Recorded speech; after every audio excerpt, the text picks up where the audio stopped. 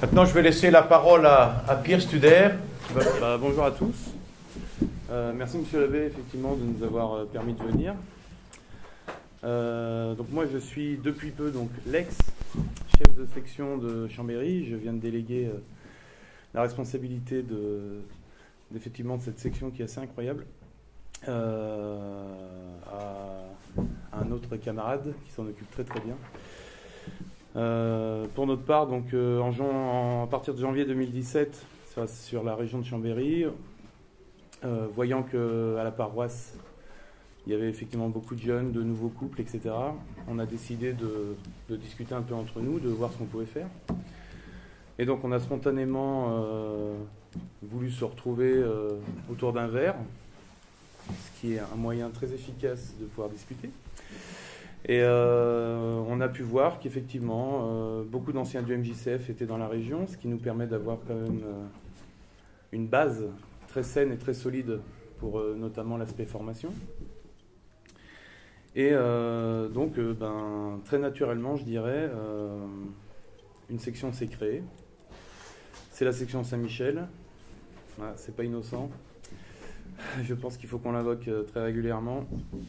Il nous aide, nous, il aidera notre pays, vraiment, c'est un allié de poids et je pense qu'il faut se convaincre que la puissance des anges, véritablement, c'est d'une efficacité incroyable. Voilà. Donc notre section s'articule, organise, on va dire, régulièrement, une fois par mois, une réunion, donc articulée autour des trois piliers de Civitas, à savoir donc prière, formation, action. La prière qui nourrit la formation et bien sûr qui est le ciment de l'action. C'est la prière qui commence et qui finit nos journées. C'est la prière qui commence et qui finit nos actions. C'est la prière qui commence et qui finit nos repas. Donc nous avons besoin pour alimenter nos journées, nos actions, nos repas de la prière. Donc c'est indispensable. Donc nous y pensons. Nous avons heureusement l'aide de certains de nos prêtres. Et donc nous organisons une fois par mois un cercle de lecture, de formation politique. Nous commençons le matin par une oraison dirigée. Chaque militant à son tour a 15-20 minutes pour préparer une oraison. C'est pas noté, c'est pas un piège, c'est pour justement nourrir la vie de prière. Nous avons besoin de travailler les méditations, de travailler ces temps un peu privilégiés, intenses. Donc c'est un exercice très efficace. Ensuite, nous lisons un livre, toujours en rapport bien sûr avec la politique. Nous avons commencé par la bataille préliminaire, pour ceux qui connaissent. Là, nous avons lu le livre du Père Jean-Dominique, les 7 leçons de politique. Très très efficace. Et là, nous allons attaquer par exemple Château-Jaubert, c'est doctrine de contre-révolution. Voilà, contre-révolutionnaire. Ensuite, donc chacun lit un chapitre, enfin tout le monde lit le chapitre, pardon. Ensuite, un est demandé un résumé. Et puis nous argumentons, nous débattons, c'est l'idée, hein. C'est pas juste lire pour lire. Il faut s'assurer que tout le monde n'ayant pas le même niveau, tout le monde puisse comprendre, que tout le monde puisse intégrer ce qu'il a lu. Donc nous expliquons, nous en discutons entre nous. Ensuite, pour l'esprit de cohésion, encore une fois, nous mangeons ensemble, généralement. C'est important, c'est véritablement important de connaître ses amis. Nous développons une saine amitié grâce à ça. Sans austérité. Bien sûr, c'est pas le genre de la maison. Nous avons besoin de savoir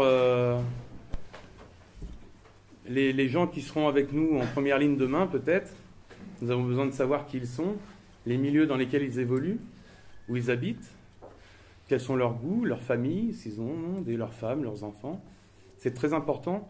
Un militant qui serait discret, trop discret, qui ne voudrait pas participer ou partager sa vie, ce n'est pas sain, ce n'est pas quelque chose de sain. Nous avons besoin de nous connaître véritablement. Et puis l'après-midi, donc tout début d'après-midi, nous avons la réunion Donc nous abordons les points d'actualité, les agendas, donc avec les échéances à venir, les échéances passées. Et ensuite, histoire de bien finir le samedi, on chausse les gants. Et puis, voilà, on sait se viriliser un petit peu en se tapant dessus, sans haine du tout. Et puis voilà, on se retrouve à la fin pour boire un verre et tout le monde est content. Je vous rassure, nos femmes ne s'ennuient pas, puisque de leur côté, elles ont elles aussi monté un cercle. Les femmes ont aussi parfaitement un rôle à jouer. Et comme disait Alain Escada tout à l'heure, face à la dévirilisation de la société, les femmes sont aussi perdues. Et donc elles ont besoin, envie, très naturellement, de se former. Donc elles ont leur cercle et elles s'occupent sans problème. Voilà. Donc nous avons effectivement une section qui s'est énormément développée, énormément de conversions. Régulièrement, nous sortons pour faire des collages. Il ne faut pas rêver, nous avons besoin d'exprimer un peu sur les murs, sur le terrain, dans le réel, ce que nous revendiquons, ce que nous défendons. Et puis, je pense qu'à poser effectivement le Sacré-Cœur un peu partout sur les murs de nos villes, ça ne fait pas de mal. Nous avons eu du recrutement grâce à ça. Hein. Nous avons beaucoup de nos amis qui nous ont rejoints parce qu'ils ont vu des affiches à droite à gauche et ils se disent que finalement ils ne sont pas tout seuls, donc c'est très important. Nous avons été amenés à faire des contre-conférences, voilà, généralement au diocèse, voilà, pour parler un peu de l'Église moderne. Donc nous avons été amenés à Lyon il y a 1 an et demi à empêcher un blasphème monstrueux, à savoir une commémoration, enfin une célébration œcuménique dans l'église Saint-Irénée de Lyon. Saint-Irénée qui est quand même un grand défenseur, justement quelqu'un qui s'est battu ardemment contre les hérésies. Et donc là, on s'est retrouvé à une espèce de pseudo-communion, enfin c'était n'importe quoi avec des protestants. Donc voilà, nous sommes venus, ils étaient contents de voir une 40aine de jeunes, c'était génial. Au début, ça s'est bien passé. Et puis, quand Monseigneur Barbarin a voulu débuter, nous avons rappelé pourquoi nous étions là, que nous ne pouvions pas laisser un lieu sacré comme ça être sali. Et donc nous avons d'ailleurs récité le rosaire à genoux, quel sacrilège. Et nous avons donc été très bien reçus et nous avons fini entourés de gendarmes armés de fusils semi-automatiques à l'intérieur d'une église. C'est normal, tout va bien, mais par contre nous avons réussi à empêcher ces imposteurs de salir cet endroit. Et voilà, ça c'est le but était là.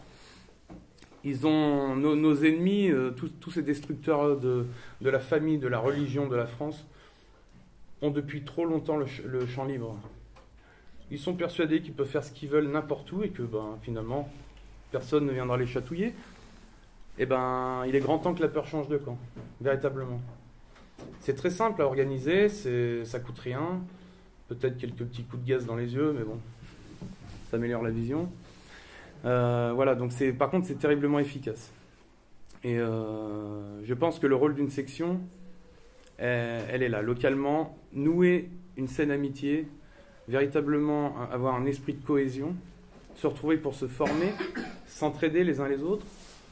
Nous, par exemple, on sait maintenant que quand on déménage, on a de la main-d'œuvre, vous voyez, c'est pratique, mais ça se fait spontanément. C'est quelque chose qui est véritablement sympa. Ça crée une véritable émulation pour la formation, pour s'aider les uns les autres dans la formation personnelle. C'est quelque chose qui est très agréable. Localement, la section a ce rôle-là de rendre finalement aux jeunes, à la jeunesse de France, le rôle qu'elle doit avoir, c'est-à-dire être en première ligne. Voilà. On a effectivement, comme le disait Alain Escada tout à l'heure, on ne peut plus se cacher, c'est pas possible. Je suis marié, j'ai 3 enfants. Je peux pas. Je peux pas me dire que je suis sur mon canapé à pester devant les informations parce que tout va mal, mais que il y a bien quelqu'un qui fera quelque chose. puis le bon Dieu pourvoira. Non, ce n'est pas possible. Ce n'est pas possible. Nous devons véritablement nous engager, chacun à notre manière, en fonction de nos talents, c'est vrai. Mais c'est énormément de grâces qui vous tomberont dessus. Vous allez pouvoir découvrir une autre notion du groupe. C'est ça, d'avoir véritablement un groupe soudé autour de vous, qui vous suivra partout, des gens fiables, des gens intéressants. Vous allez pouvoir comprendre que la formation n'est pas réservée à un tout petit nombre de personnes, que tout le monde est susceptible d'apprendre des choses. Et puis nous avons la chance géographique, nous, d'avoir nos moines de Morgon, qui nous aident énormément. Tous les 2 mois, nous nous retrouvons chez eux, nous faisons des récollections. Donc ils nous font généralement un topo spirituel, donc sur la vie, pour nourrir la vie spirituelle du militant, sur les vertus des chefs, sur l'oraison. Vous voyez, il y a suffisamment de sujets pour ne pas s'ennuyer. Et puis un topo plus politique, voilà, sur l'action, sur les vertus. Enfin, voilà, il y a encore une fois de quoi être nourri abondamment.